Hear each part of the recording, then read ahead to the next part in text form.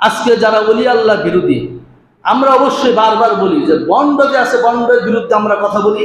কেউ যদি মাজারে সাজদা করে সেটার পক্ষে আমরা না, কেউ যদি কোনো শিরিক করে, কুফরি করে, সেটার পক্ষে আমরা সমর্থন কখনো দেই না। এটা আমরা বারবার বলি। আমরা বলি মাজার জিয়ারত করি, কথা বলে ঠিক না?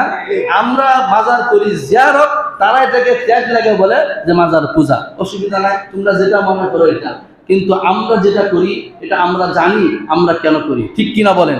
সম্মানিত হাজিরিন, আল্লাহর ওলি আল্লাহ যারা, তাদের সোহবত, তাদের নেক নজর সবার কপালে জুটে না। স্পষ্ট কথা মনে রাখবেন, কারণ আল্লাহ ওলিদের ব্যাপারে কোরআনে নাই। তোমরা বলতে পারবা আল্লাহ ওলিদের কথা কোরআনে নাই, পীর মাশায়েখগণের কথা কোরআনে নাই, হাদিসে নাই? যদি বুঝতাম এটা কোরআনেও নাই, হাদিসও নাই, তাইলে ঠিক আছে, তোমরা আমাদেরকে বিভিন্ন ট্যাগ লাগাও, অসুবিধা নাই। কিন্তু কোরআনে স্পষ্ট করেছেন আল্লাহ, বুখারীতে হাদিসে স্পষ্ট করেছেন আল্লাহ, তারপরে তোমরা এটা বিরোধিতা করতেছো, কারণ কি?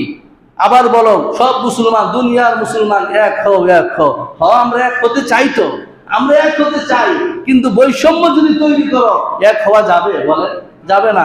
আমরা বলি ভাই, তোমরা মিলাদ শরীফ নবীর শানে দুরূদ সালাম পড়ো, তোমার যদি ভালো না লাগে অসুবিধা নাই, তুমি দাঁড়াইও না।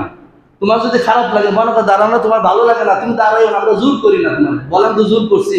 এই পর্যন্ত দেখছেন সুন্নি যারা মিলাদ কিয়াম করে, কেউ যদি দাঁড়ায় না, মাথা বাড়ি দিছে, দাঁড়াইছে দিছে, একজনে ভালো লাগছে না, দাঁড়াইছে না, বইয়ে আছে, অসুবিধা নাই।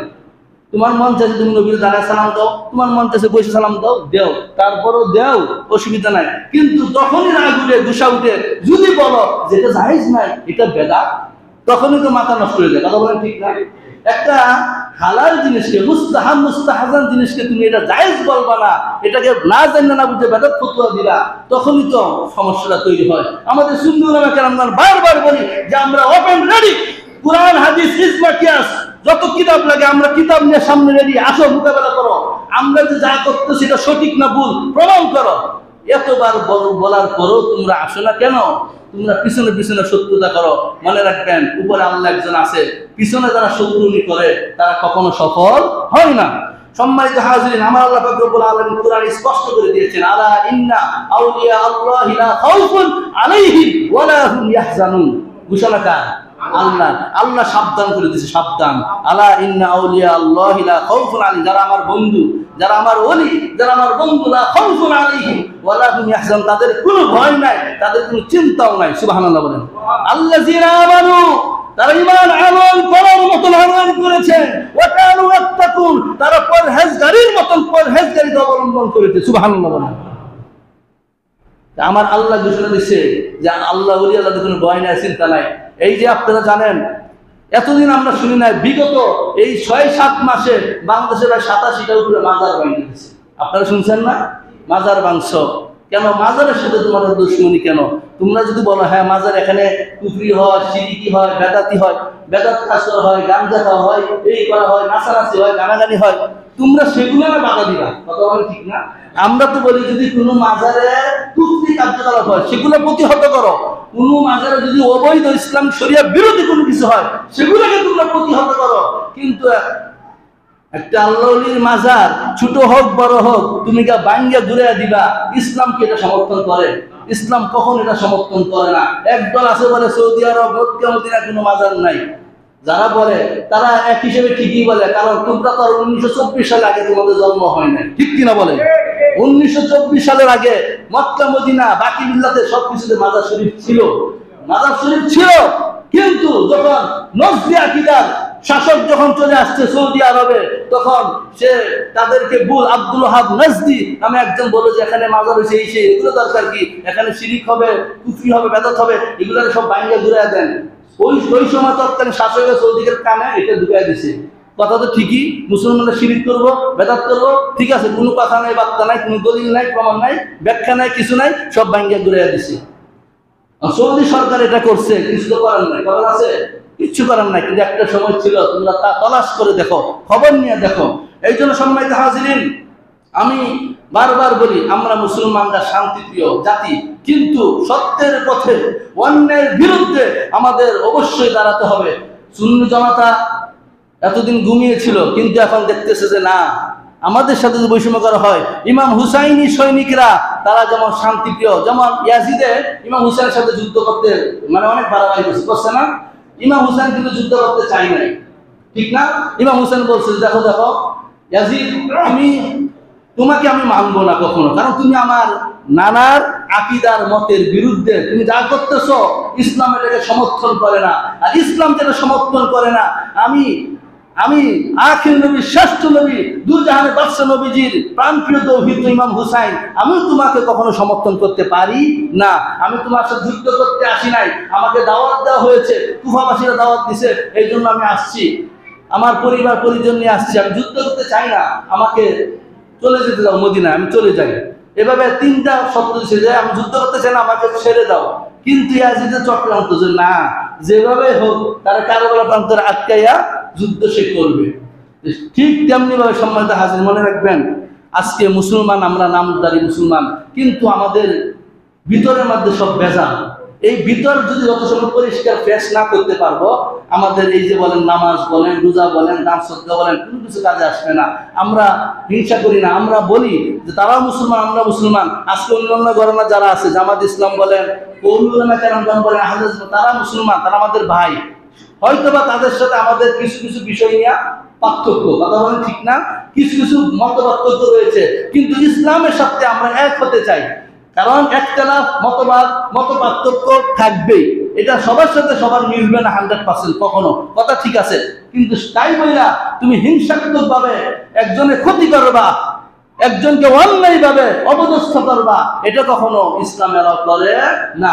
সম্মানিত হাজিরিন, তারপরে দেখেন আমার আল্লাহ বলছেন, বুখারীতে হাদিস আসছে যে আমার ওলি আল্লাহদের ব্যাপারে তোমরা সাবধান, মান আদালি ওয়ালিয়ান ফাকাদ আযানতু বিল হক। সহিহুল বুখারী।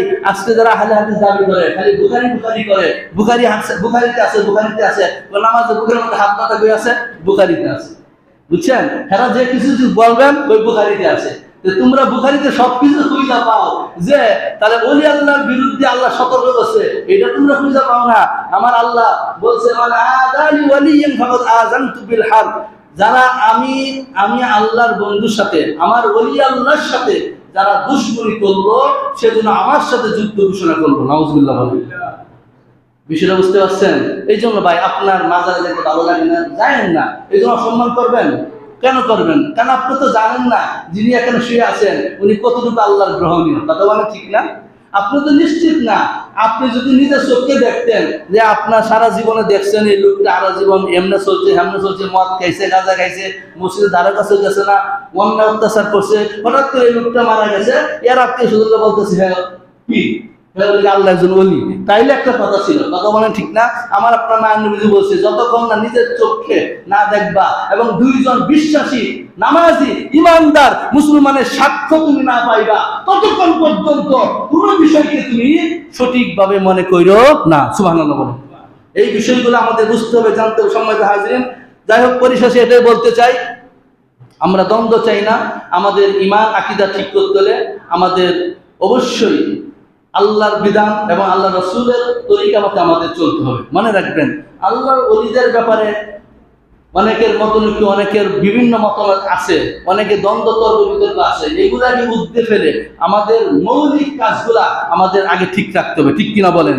আল্লাহর হুকুম নামাজ ঠিক রাখতে হবে এবং নবীর সুন্নাত তরিকা যদি আমি চলি, তাহলে আমরা সঠিকটা পেয়ে যাব, সঠিকটা বুঝতে পারবো। মানুষের হিংসা বিদ্বেষ এগুলো বাদ দিতে হবে। সম্মানিত হাজিরিন, ঈমান রাখাটা বর্তমানে কঠিন।